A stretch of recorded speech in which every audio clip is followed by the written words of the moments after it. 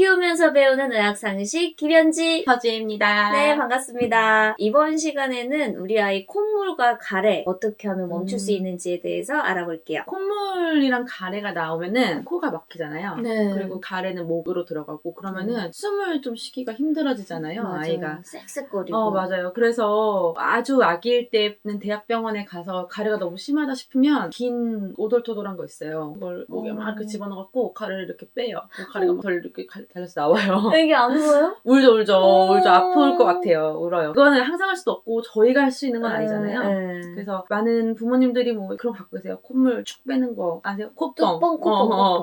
부분을 코에 넣고 아빠가 빼면은 입으로 불어서 입으로 빨아들이면 돼요. 가만히 있어. 착하지?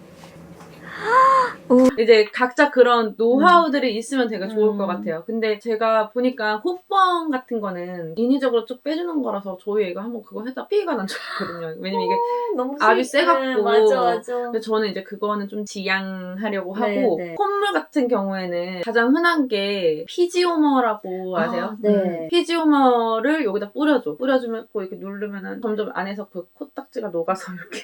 근데 그거 좀 약간 압이 세지 않아요? 저는 압을 찾았어요. 애한테 맞는 거를 여러 가지 라인업이 있잖아요. 그것도 피지오머만 있는 게 아니고 네. 또 이렇게 그냥 생긴 다른 회사 제품들도 있어요. 이름 뭐라고 검색하는 거예요? 저는 코엔이었나? 뭐 이런, 그러니까 회사마다 제품이 다 있는데, 저희 아기들은 입원을 했을 때 병원에서 어떤 제품이 있거든요. 그거를 썼는데 그거를 잘 맞았어요. 근데 그게 압이 되게 세다고 느끼는데 사실은 괜찮은 거예요. 그래서 애가 괜찮다고만 하면 괜찮은 거예요. 근데 싫어하죠, 처음에. 그렇죠. 아프니까. 그래서 이렇게 녹이는 건데 그건 이제 편한 거고, 가제 손수건에다가 미온수를 묻혀서 40도. 이렇게 해주면서 이렇게 점점 해주는 거. 콧물 감기 걸리면 엄청 자주 이걸 해서 코가 다 헐고 막 그러잖아요. 맞아요. 엄청 멀어요. 빼주는 거 네. 이게 중요하고 두 번째는 습도예요. 집에 습도를 항상 습도기가 있어요? 있죠. 습도가 있고 저희 집은 6월 시즌까지도 가습기를 돌려요. 애들이 잘 막히더라고요. 6월쯤 되면 사실 좀 습해지잖아요. 최근까지 가습기를 돌렸어요. 가습기랑 공기청정기 같이 돌리면 미세먼지 올라가는 거 아세요? 아니요. 미세먼지들이 같이 있잖아요. 그럼 미세먼지가 막 엄청 올라가요. 가습기 틀면요? 공기청정기가. 그래서 우리 집에 왜 이렇게 갑자기 미세먼지가 많은 거야? 했더니 그게 아니고 가습기랑 같이 틀면 그렇게 된대요. 수증기 때문에 또 그런가 봐요. 그래서 깜짝 놀라서 껐죠. 그 미세먼지 심한 날은 좀 꺼놓고 습도를 항상 50, 60 막 이렇게 60 정도로 항상 유지를 좀 코가 촉촉하게끔 해주고 그런 것들이 이제 코에 대한 일이고 가래 같은 경우는 좀 더 심해진 거잖아요. 그쵸. 이게 가래는 그게 너무 답답해요. 이게 애가 잘 때 괜찮은 건가? 이게 애가 숨을 못 쉬고 있는 것 같은 느낌이 들 정도로 가래는 조금 심각해요. 그래서 저는 그게 좀 보기가 힘들어갖고 가래 같은 경우에는 일단 아기들은 가래가 끓으면은 저희처럼 막 기침을 빼는 게 아니잖아요. 맞아요. 그래서 이렇게 손을 이렇게 해서 이게 등이 애기 등이 이렇게 손을 요 모양으로 해갖고 요 정도 압으로 때려줘요. 등을 때려주면은 가래가 이렇게 점점 올라와요. 뭐 눈에 보이는 정도의 효과는 당연히 아니겠지. 계속 여러 번 해줘야 되는 거고 베개도 좀 눕혀서 이렇게 머리를 좀 든 채로 있어줘야지 목에 걸리거나 이런 게 그쵸. 위험한 응급상을 좀 막을 수가 있고 요걸 해주라고 하세요. 잘 못해요 사실. 그쵸. 애기 등이 요만하잖아요. 그래서 그리고 아플 것 같아요. 아프고 때리면서 이거 괜찮은 거야? 막 이래갖고 잘 못해요 사실. 그래서 신생아 트름 시키는 것도 사실 좀 힘들잖아요. 이걸 좀 하기 힘든데 해줘야지 좀 그 편해진다.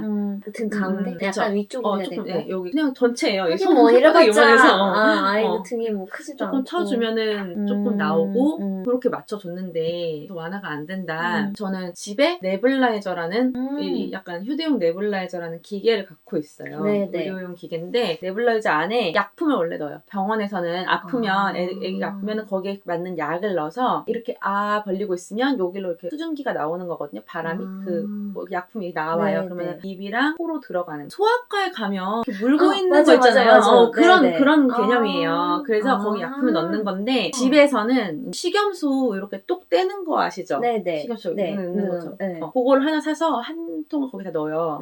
다 넣고 식염수를 해주면 그 수증기가 여기에 들어가서 조금 되게 물컹해지는 것 같아요. 저희 애들은 잘 통하더라고 그게. 애 입에다가 이렇게 어떻게 보면 싸주는. 그쵸. 그럼 애가 잘 벌리고 있어요? 그쵸. 이제 그것도 험난한 연습 과정이 필요한데 이렇게 자고 있을 때 뿌려주면 뭐 예민한 친구들은 또 깰 수도 있는데 일단 자고 있을 때 뿌려주면 입과 코로 조금 들어가서 물게 만들어주고 네. 그런 식으로 해서 조금 해주는 편이에요. 어쨌든 거의 밤에 가래가 좀 더 심해지기 때문에 이렇게 해서 들어가기로 말아서 진짜 꿀팁이다. 그렇게 하면은 숨소리가 약간 달라지더라고. 저희 아이 같은 경우에는 숨소리가 쌕쌕거리다가 조금 더 안정적으로 되는 것 같아서 저희 집에서는 그거를 조금 갖고 있으면서 2개 갖고 있어요? 아니 하나만. 아.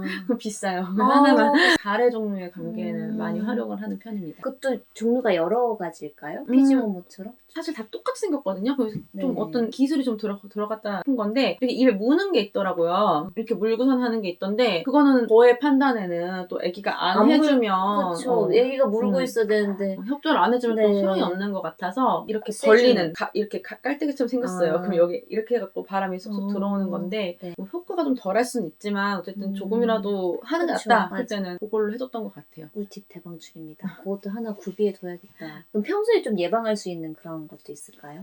약간 한방 쪽이에요. 이게 부모님들에 따라서 믿을 수도 있고 안 믿을 수도 있는데 전 믿는 편이에요. 저도요.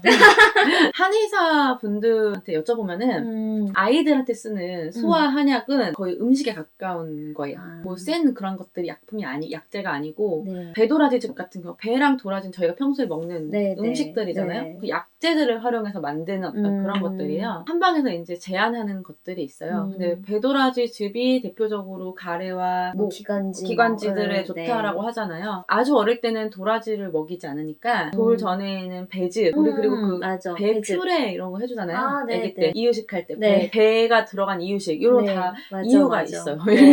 기관지에 좋고 그런 것들이기 때문에 배가 있으면 배 위쪽을 쫙 잘라갖고 제사 지낼 때처럼 잘라갖고 거기 다 긁어요. 긁어서 꺼내갖고 배만 삭혀서 만들면 돼요. 삭히는 거? 배를 그 물에 넣고 끓이면은 그 배 물이 나오잖아요. 그걸 먹이면 돼요. 사실 그게 다 걸러갖고 너무 귀찮아요. 사투리 쓸 뻔했어요.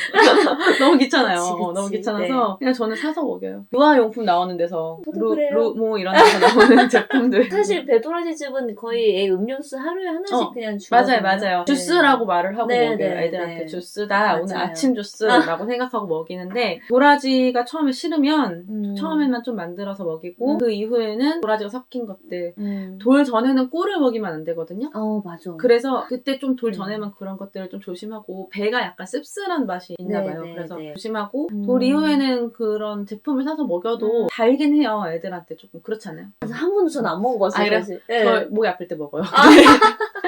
먹는데 달아요 조금. 단데 저는 사실 뭐 먹는 게 중요해서 달아야 먹지 또 애들이. 네, 저는 그냥 먹어주는 게 감사해서 그냥 뭐든 먹어요. 달아서 안 먹이시는 어머님들은 그렇게 그 레시피가 되게 많아요. 인터넷 찾아보면 그렇게 만들어서 먹이시면 되고 제가 최근에 알게 된 것 중에 하나는 팥뿌리차라고 매울 것 같은데? 팥뿌리를 먹는 게 아니고 팥뿌리를 이렇게 썰어서 파를 팔 때 이 썬 거가 있잖아요. 그 뿌리를 닦아갖고 잘 닦아야 돼요. 흙이 엄청 많이 그러니까요. 엄청 깨끗하게 빡빡 닦아서 끓여요. 그리고 거기에 저는 약간 꿀을 탔더니 또 그 줬어. 속여서 주스다. 저희 애들은 그냥 마시는 걸 다 주스라고 알고 있어 지금. 물은 2가지가 있어. 보리차와 하얀 물 2가지가 있고 나머지 다 주스. 이 환상이 깨지지 않았으면. 주스. 이건 어떤 특이한 또 오늘 주스. 새로운 주스. 파주스. 팥뿌리차를 먹였을 때 코를 약간 촉촉하게 해준다고 하더라고요.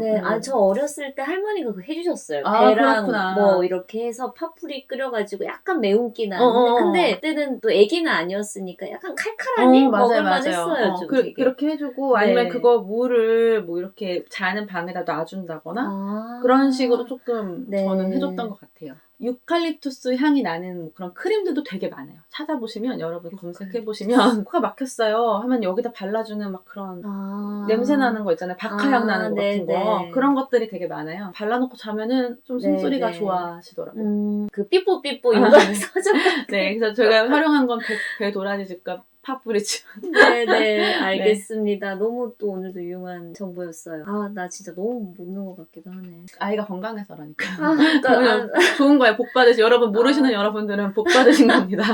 그래도 알아두면 또 좋으니까. 네. 오늘도 너무 유용한 정보 감사드리고요. 저희는 다음 시간에 또 여러분들 우리 엄마들의 마음 편한 육아를 위해서 좋은 정보 가져오도록 하겠습니다. 서재희 기자님 수고하셨습니다. 감사합니다. 네, 다음에 또 안녕. 만나요.